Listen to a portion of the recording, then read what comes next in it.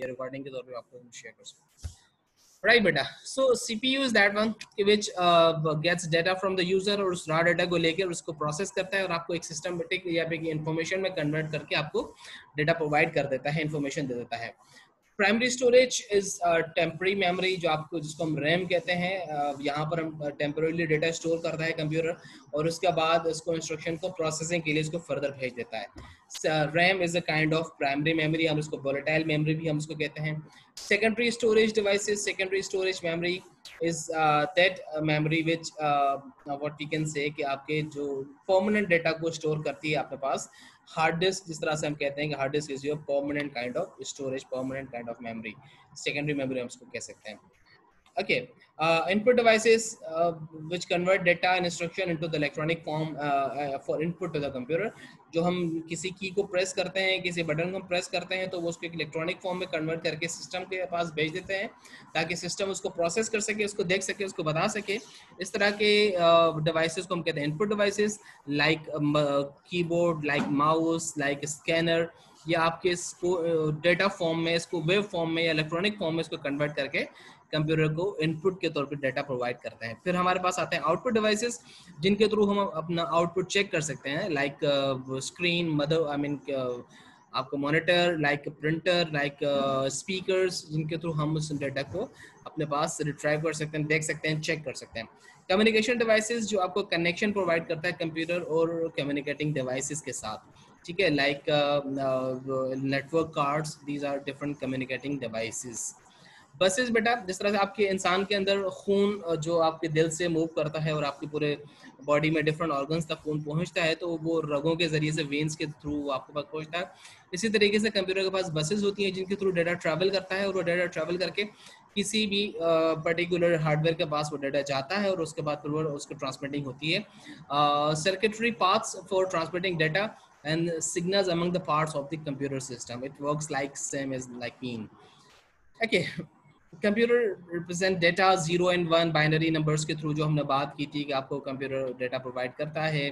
ठीक है, ASCII codes होते हैं कुछ, ठीक है, इस पर मैं ज़्यादा डिटेल में बात नहीं करूँगा, मुझे जो कि फर्दर भी कुछ चीज़ों को आपके साथ शेयर करना है। Data representation, CPU and primary storage, right, CPU central processing unit.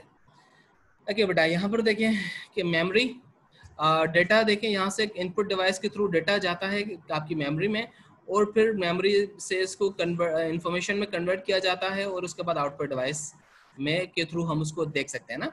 अब मेमोरी फिर क्या करती है कि इस डेटा को भेजती है यहाँ पर सेंट्रल प्रोसेसिंग यूनिट के पास, जो प्रोसेस करता है, फिर अर्थमेटिकल लॉजिकल यूनिट के पास भेजता है, वो उस पर मैथमेटिकल ऑपरेशंस परफॉर्म करते हैं। क्योंकि मैंने जैसे आपको पहले बताया था कि computer is basically calculating device, it's counting machine, ठीक है ना। तो अर्थमेटिकल लॉजिकल यूनिट जो होता है वो उस काउंटिंग के टास्क को परफॉर्म करता है और उसके बाद भेज देता है हमें आउटपुट डिवाइस के थ्रू, हम उसको डेटा को वापस देख सकते हैं और फिर इस डेटा को हम स्टोर, कंप्यूटर जो है वो स्टोरेज डिवाइस में कन्वर्ट कर देता है, आई मीन हार्ड डिस्क में या फिर यूएसबी में या फिर आपके पास CD में, कहीं पर भी उसको कन्वर्ट कर देता है। फिर हम उसको वहां से रिट्राइव भी कर सकते हैं अपने स्टोरेज डिवाइसेस के थ्रू, दोबारा से हम उसको चेक कर सकते हैं। So this is the figure, this is the shape, हम किस तरह से इसको चेक कर सकते हैं। Okay, but a processor, processor, it's a machine a cycle for operation of the CPU comprises a machine। ठीक है, आपके वो जो सेंट्रल प्रोसेसिंग यूनिट के पास एक डिवाइस होती है जिसको हम प्रोसेसर कहते हैं।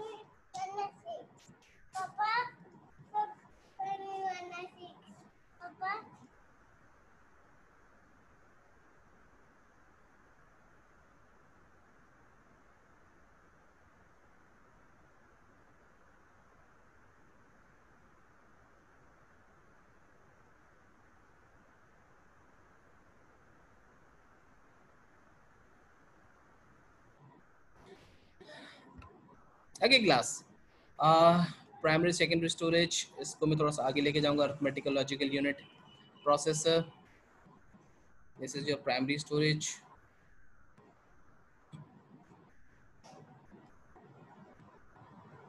This is memory specification, but you see byte by number of bytes available for storage. ठीक है, आपको जो स्मॉलेस्ट यूनिट होता है उसको कहते हैं बिट। जब 8 बिट्स आपस में मिलती है तो एक बाइट बन जाता है। ठीक है, लाइक सेल और उसके बाद मॉलिक्यूल। ठीक है, और उसके बाद फिर सेल्स मॉलिक्यूल्स मिलकर फिर मसल्स बन जाते हैं, इस तरह से आपके फिर ऑर्गन्स बन जाते हैं, फिर आपकी पूरी बॉडी बन जाती है। इसी तरीके से क्लोबाइट, क्लोबाइट मीन 1000 बाइट्स। जब 1000 बाइट्स आपस में कनेक्टेड होते हैं तो 1 क्लोबाइट बन जाता है। फिर अगर हम बात करें कि 1 मेगाबाइट, तो हम इसको ये कह सकते हैं 1000 किलोबाइट्स या फिर 1 मिलियन बाइट्स। फिर अगर हम बात करेंगे जीबी की, गीगाबाइट्स की, तो 1 बिलियन बाइट्स या फिर 1000 मेगाबाइट्स। फिर अगर हम बात करेंगे टेराबाइट्स की, तो 1000 गीगाबाइट्स हो सकता है या फिर 1 ट्रिलियन बाइट्स हो सकते हैं, जो कि एक आपकी 1 टेराबाइट के अंदर होता है। राइट, तो अब आजकल 1 पेटाबाइट जो कि 1 इक्वल होता है 1000 टेराबाइट्स के। So huge amount of data you can save on your computers.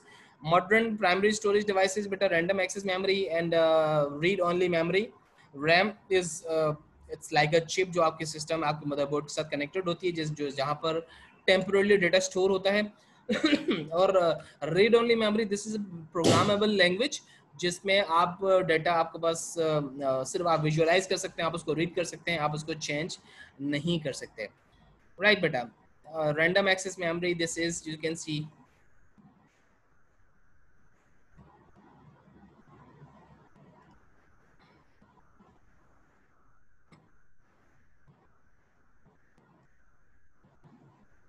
RAM chips. मैं इसको थोड़ा सा आगे लेके जाऊंगा। डी रैम और डायनेमिक रोम वगैरह, इन सारी चीज़ों में बात नहीं कर रहा मैं आपके साथ। Secondary storage technology.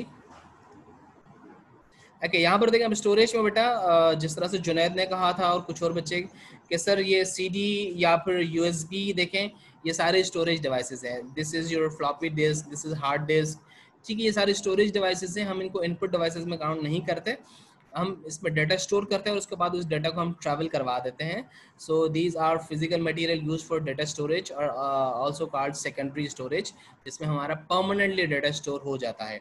फ्लॉपी जो थी वो थोड़ा सा नॉन रिलायबल थी, इसमें डाटा थोड़ी देर के बाद करप्ट हो सकता था, नहीं चल सकती थी, बहुत नॉन रिलायबल। इसकी वजह से फिर हमारे पास यूएसबी आ गई, या फिर हमारे पास जो सीडी ने इसको रिप्लेस करवा दिया था। Okay, volatile memory, this is your this one, I mean RAM, floppy disk। देखिए बेटा, यहाँ पर देखिए हार्ड डिस्क का जिस तरह से मैंने आपको लुक बताया था कि इंटरनल लुक इसका किस तरह से होता है। ये आपको बस एक हैमर है और उसके बाद ये प्लेट्स होती है, मैग्नेटिक डिस्क होती है। ठीक है, और ये जिस तरह से मूव, जैसे करंट इसके अंदर जाता है आपके इलेक्ट्रिक केबल पावर सप्लाई के थ्रू, तो ये प्लेट्स मूव करना शुरू करती हैं और ये जो हैमर है ये इस तरह से मूव कर रहा होता है, लाइक दिस वन। ठीक है, और उस पूरे डेटा को यहाँ से वो रीड कर रहा होता है और आपको फिर रीड करके आपके मॉनिटर के थ्रू आपको शो करता है कि जो डेटा आपको चाहिए है वो इस तरह का इसका लुक है, या इस तरह का डेटा आपके पास मौजूद है। This you see magnetic tape, magnetic disk जो है वो राउंड जो आपके पास डिस्क थी। ठीक है, इस पे डिफरेंट क्लस्टर्स होते हैं, डिफरेंट ट्रैक्स होते हैं, सेक्टर्स होते हैं, और उन सेक्टर्स के ऊपर डेटा स्टोर हो होता है। ठीक है, sector stores up to 512 bytes of data, मतलब हाफ के बी आपकी जो है एक क्लस्टर के अंदर जो डेटा आपके पास स्टोर हो रहा था। अब वो क्लस्टर जो है ना, वो देखें ये पूरा एक क्लस्टर नहीं है, इसकी ये जो रो है ना, इसके अंदर एक छोटा सा जो एक स्पेस होता है उसको हम कहते हैं एक क्लस्टर। राइट बेटा, तो यहाँ पर आपके पास वो डेटा स्टोर हो रहा होता है। अगेन देखिए, ये आपके पास ये हैमर है जो आप यहाँ से स्कैन कर रहा होता है। ठीक है, एक हेड एक्यूलेटर जिसको हेड को मूव करवा रहा होता है, सर्किट बोर्ड जहाँ से करंट आपके पास जा रहा है, और इसके अलावा ये स्मॉल मोटर स्पिन्स जो आपकी ये जो स्पिन कर रही होती है, गोल घूम रही होती है, जिसके थ्रू ये मैग्नेटिक डिस्क भी आपकी मूव करती है। तो this is your hard disk, internal look of your hard disk. ठीक है बेटा, ऑप्टिकल डिस्क, ये सारे आपके पास ऑप्टिकल डिस्क चल रही हैं। CD, okay, same things are here. और सीडी रोम, सीडी रोम जो जो आपको रीड ओनली मेमोरी, जहाँ से हम सीडी को सिर्फ रीड कर सकते हैं। फिर अगर हमें उस पर राइट करना होता है तो फिर उसके लिए हमें कॉम्बो ड्राइव चाहिए या फिर सीडी राइटर चाहिए, जिसके थ्रू हम इसको राइट करवा सकते हैं। ठीक है, ऑप्टिकल डिस्क ये आपके सारी चल रही हैं।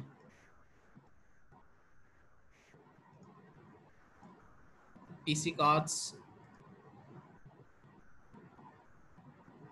इनपुट डिवाइसेस, इस तरह की हमने बात की थी कि हम किस तरह से कौन कौन से डिवाइसेस के थ्रू हम इनपुट देख सकते हैं, ठीक है। डेटा और उसके बाद instruction, unprocessed text and processed material. Instruction is your program, it's your software, it's command, it's user response, it can be as well, ठीक है बेटा। तो इसके थ्रू अब keyboard is a kind of input device. ये सारे keyboard के अंदर आप देखें डिफरेंट बटन्स हैं, डिफरेंट जो कीज हैं वो किस किस तरह की हैं कि आपके पास टाइपिंग एरिया है, न्यूमरिक कीपैड है, फंक्शनल कीपैड है, या फिर स्पेशल कीज हम इसको हम कह सकते हैं, ठीक है। ये सारे वो चीज़ें हैं। Pointing devices,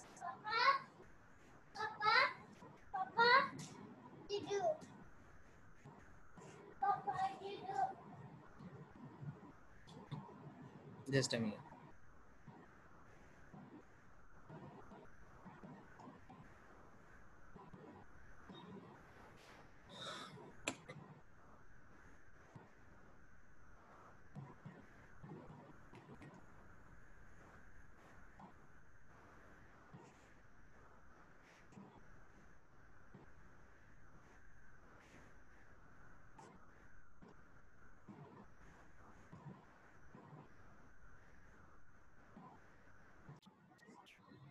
Right, so output devices are output is what, output is the data that has been processed into a useful form। जो हम डेटा कंप्यूटर को देते हैं, फिर कंप्यूटर उसको प्रोसेस करके किसी खास मकसद के लिए जब इस्तेमाल कर रहा होता है तो इस तरह के डेटा को हम कहते हैं कि आउटपुट है। Output device is any hardware or component that can convey information to the user, जिसके थ्रू आप कंप्यूटर जो आपको इंफॉर्मेशन कन्वे करता है, आप तक पहुंचाता है। लाइक आपके पास जो स्क्रीन होती है जिसपे हम मॉनिटर में आप देख रहे होते हैं, या फिर प्रिंटर के थ्रू जब हम उसको प्रिंट निकाल देते हैं तो वो आपका आउटपुट बन जाता है।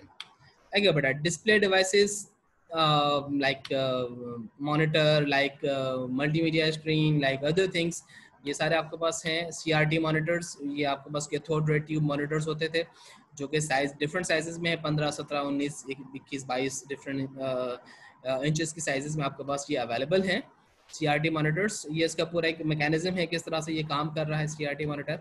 Printer is an output device जो कि क्या करता है कि it produces text and graphics on paper, ठीक है। टेक्स्ट और ग्राफिक्स को आपके पेपर में कन्वर्ट करके आपको देता है रिजल्ट एंड हार्ड कॉपी और print out. Two orientation, portrait और लैंडस्केप, दोनों तरह से हम इसमें प्रिंट निकाल सकते हैं। अगर हमें इस तरह का प्रिंट चाहिए होता है तो वो पोर्ट्रेट होता है, और लैंडस्केप जब हमें इस तरह से वर्टिकल हॉरिजॉन्टल लाइन से जब चाहिए प्रिंट चाहिए तो वो हमारे पास होता है landscape. Speakers and headphones, these are also output devices, ठीक है। मुझे ज़्यादा इसमें बहस करने की या डिस्कस डिटेल में जाने की ज़रूरत नहीं है। Voice output devices, computer talks to you through speakers on computer. Internet telephony या फिर IP फोन्स जो होते हैं, या फिर ये सारे आपके पास वॉइस आउटपुट डिवाइसेस होती हैं जिनके थ्रू हम आप अगर वेबसाइट पे चले जाए तो वहाँ पर आपको फोनोलॉजी के डिफरेंट साउंड्स आपको मिल रही होती हैं, तो वो सारा आपके पास वॉइस इनपुट डिवाइसेस होते हैं। Okay, category of computer systems, different जो हमने काइंड्स पढ़ी थी कंप्यूटर सिस्टम्स के, डेस्कटॉप कंप्यूटर क्या होते हैं, वर्क स्टेशंस क्या होते हैं, माइक्रो कंप्यूटर्स के बाद laptops, mini computers, main frame और सुपर कंप्यूटर्स, ये सारे डिफरेंट काइंड्स थी कंप्यूटर की। माइक्रो कंप्यूटर जो आपके पास PC पर्सनल कंप्यूटर हम उसको कहते हैं, ये जो आपके पास मौजूद है आज की फॉर्म है हम उसको कहते हैं माइक्रो कंप्यूटर। नजम अभी क्लास को ज्वाइन कर रहे हैं तो I don't know why he is late today. Desktop computers are compact microcomputer systems that fit into on a disk and are designed for use by individuals, किसी भी individual के लिए किसी काम करने के लिए जो वर्क स्टेशन बनाया जाता है हम उसको डेस्कटॉप या फिर वर्क स्टेशन भी हम उसके कह सकते हैं ना, ठीक है। माइक्रो कंप्यूटर के बाद mini computers are smaller and cheaper compare to the mainframes, लेकिन ये पर्सनल कंप्यूटर PC से थोड़ा सा बड़े होते हैं और थोड़ा सा एक्सपेंसिव होते हैं, लेकिन अगर मेन फ्रेम की बात करेंगे तो उसके कंपैरेटिवली थोड़ा सा ये सस्ते होते हैं। Managing internal company networks and websites के लिए, जब हम हमारे पास वेब सर्वर्स होते हैं आपके पास या फिर आपका इंटरनेट नेटवर्क आपको चलाना होता है तो उसके लिए हम मिनी कंप्यूटर्स को हम इस्तेमाल करते हैं। Server computers are specifically optimized to support computer network enabling users to share files, software, graphical devices, इस शेयरिंग के लिए सारा हमारे पास मिनी कंप्यूटर इस्तेमाल होता है। Mainframe is more stronger than mini computer. The larger computer, a powerhouse with a massive memory and extremely rapid processing power. ठीक है, आपका पास जो पहले पीसी था, फिर उसके बाद मिनी कंप्यूटर, और उसके बाद फिर main frame is more stronger than first to types of computers. It is used for large businesses और साइंटिफिक. अगर हम एचईसी की बात करें, अगर हम किसी बहुत बड़े डेटा बैंक की बात करें, या फिर हम नादरा की बात करें, तो इस तरह के जो बिजनेसेस होते हैं या इस तरह की जो फॉर्म्स होती हैं, उनके पास mainframe kinds of computers available होते हैं. सुपर कंप्यूटर बेटा, this is very I mean super computer I can say. ठीक है, जो सबसे सोफिस्टिकेटेड एंड पावरफुल कंप्यूटर है, एक्सट्रीमली रैपिड आपको और कॉम्प्लेक्स कैलकुलेशंस बहुत जल्दी से आपको परफॉर्म करके दे सकता है इन hundreds of thousands of variable factors. जो इतने ज़्यादा एक्सपेंसिव आई मीन डिफिकल्ट या कॉम्प्लेक्स ऑपरेशंस होती हैं, वो परफॉर्म करके आपको विद इन माइक्रो सेकेंड्स आपको दे सकता है. Used in many areas of scientific research, weather prediction, aircraft design, nuclear weapons and so on. यहाँ पर हमारे पास ये सारे सुपर कंप्यूटर इस्तेमाल हो जाता है. इसके बाद हम आ जाते हैं एप्लीकेशन सॉफ्टवेयर्स पे और सिस्टम सॉफ्टवेयर्स पे. System softwares are the softwares which runs your computer, which enable your computer to run. ठीक है, एप्लीकेशन सॉफ्टवेयर्स वो होते हैं, refers to program that are developed to solve a specific problem. किसी specific problem को solve करने के लिए, उस पर हमें यूजेबिलिटी प्रोवाइड करने के लिए जिस तरह का हम सॉफ्टवेयर डिज़ाइन करते हैं, हम खुद से अपनी नीड के मुताबिक डिज़ाइन कर सकते हैं. इस तरह के सॉफ्टवेयर को हम कहते हैं application software. Two types of application software are there. Application program to solve special classes of problems. Application program that you can write to solve your own problem.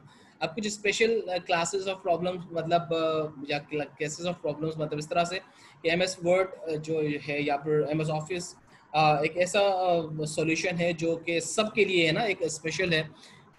तो उसके थ्रू हम अपना स्पेसिफिक काम, अगर हमें लेटर टाइप करना है तो हम वर्ड इस्तेमाल कर लेते हैं, हमें कैलकुलेशंस परफॉर्म करनी है, स्प्रेडशीट्स बनानी है तो हम एक्सेल में चले जाते हैं, हमें अगर प्रेजेंटेशन देना है तो हम पावर पॉइंट में चले जाते हैं. ठीक है, और अगर हम किसी अपना कोई कंपनी का डेटाबेस बनाना चाह रहे हैं, कोई हम अपने काम के लिए कोई वेबसाइट बनाना चाह रहे हैं, तो वो आपकी इस तरह की एप्लीकेशन सॉफ्टवेयर होती है जो आप खुद से बनाते हैं अपना कोई खास काम या मकसद को रिजॉल्व करने के लिए, हासिल करने के लिए. Like examples of application software like word processing, database programs, spreadsheets, graphical program, PanBrush, different things. ये सारा आपके पास operating systems हैं. Application softwares हैं. System software refers to program that makes your computer usable and accessible to the developers and programmers of application softwares. ठीक है बेटा, ये software जो है आपके पास जो है आपके सिस्टम को रन करने में आपको यूजेबिलिटी प्रोवाइड करते हैं, डेवलपर्स के लिए और प्रोग्रामर्स के लिए एक्सेसिबिलिटी प्रोवाइड करते हैं कि वो एप्लीकेशन सॉफ्टवेयर को रन कर सकें. जब तक आपके सिस्टम में सिस्टम सॉफ्टवेयर अवेलेबल नहीं होगा तो आपका कोई भी एप्लीकेशन सॉफ्टवेयर काम नहीं कर सकता. ठीक है, it's works like a soul for like human. तो वो इस तरह से ये कंप्यूटर के लिए सोल है. Operating systems, language translators, linkers, loaders and preprocessors, these all are the different kinds of system softwares. Programming language is what through which we communicate somebody else. ठीक है, तो आपके साथ कंप्यूटर किस तरह से कम्युनिकेट कर रहा होता है? आपके प्रोग्रामिंग लैंग्वेजेस के साथ. कंप्यूटर जो लैंग्वेज अंडरस्टैंड करता है that is your binary language, जो हम पहले भी देखकर आए हैं 0 and 1. ठीक है, लेकिन इसके अलावा और जो डिफरेंट लैंग्वेजेस होती हैं तो वो उसके लिए डिफरेंट आस्की कोड्स होते हैं, उनके थ्रू कंप्यूटर्स को अंडरस्टैंड करता है, उसको पहले बाइनरी में कन्वर्ट करता है, फिर उसको जो इंटरप्रेटर्स होते हैं जो कंपाइलर्स होते हैं वो फिर इनकोडिंग और डिकोडिंग के दोनों टास्क परफॉर्म करके आपको रिजल्ट प्रोवाइड कर देते हैं. So these are different programming languages. Machine language that is your binary code language, हम उसको कह सकते हैं binary strings. Okay, assembly language, then we have high level languages and low level languages. So this was the basic introduction of computer. I hope so कि आपको आज का lecture बहुत इंफॉर्मेटिव होगा, आपको समझ में आया होगा और इसको कंटिन्यू रखिएगा. इससे रिलेटेड अगर कोई सवाल हो तो you can ask me now. Okay, thank you very much.